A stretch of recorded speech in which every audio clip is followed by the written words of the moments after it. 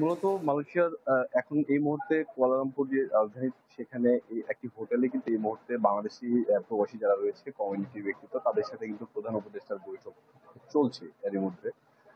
আপনাকে যদি আরেকটি বিষয় জানিয়ে রাখি, অর্থাৎ মালয়েশিয়ায় এই মুহূর্তে প্রধান উপদেষ্টা সফরের আজকে দ্বিতীয় দিন চলছে। সেখানে কিন্তু আজকে দিনভর নানা বিষয় নিয়ে বৈঠক হয়। এরই মধ্যে সকাল থেকেই কিন্তু আমরা এই খবরগুলো আপনাদের মাধ্যমে দর্শকদের জানাচ্ছিলাম। সেখানে কিন্তু এই মালয়েশিয়াতে যে থাকা প্রবাসী বাংলাদেশি যারা রয়েছেন, সেই ইস্যু সহ নানান ইস্যু নিয়েই কিন্তু আজকে মালয়েশিয়ার প্রধানমন্ত্রী আনোয়ার ইব্রাহিম, তার সাথে প্রধান উপদেষ্টা ডক্টর মোহাম্মদ ইউনূসের বৈঠক অনুষ্ঠিত হয়।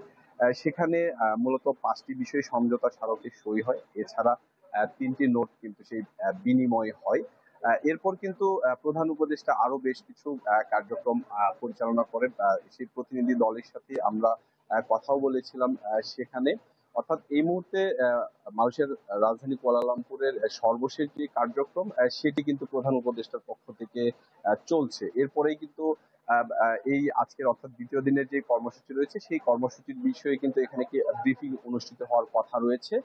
সেটিতেও আমরা যোগ দেওয়ার জন্য এরই মধ্যে এখানে রয়েছে। তো সব মিলিয়ে বলা চলে আজকে নানান ইস্যু নিয়েই বৈঠক হয়েছে মালয়েশিয়ার সাথে। সেগুলো প্রধান উপদেষ্টার তরফ থেকে বলা হচ্ছে যে পজিটিভ দিকগুলোই কিন্তু তুলে ধরা হয়েছে, সেগুলোতে কিন্তু মালয়েশিয়ার সম্মতি জানিয়েছে বলা চলে। তো এই ছিল মালয়েশিয়ার কুয়ালালামপুর থেকে প্রধান উপদেষ্টার সর্বশেষ জি, তথ্য। সম্রাট হোসেন, আপনাকে ধন্যবাদ। প্রধান উপদেষ্টার মালয়েশিয়া সফর নিয়ে জানাচ্ছিলেন সম্রাট হোসেন।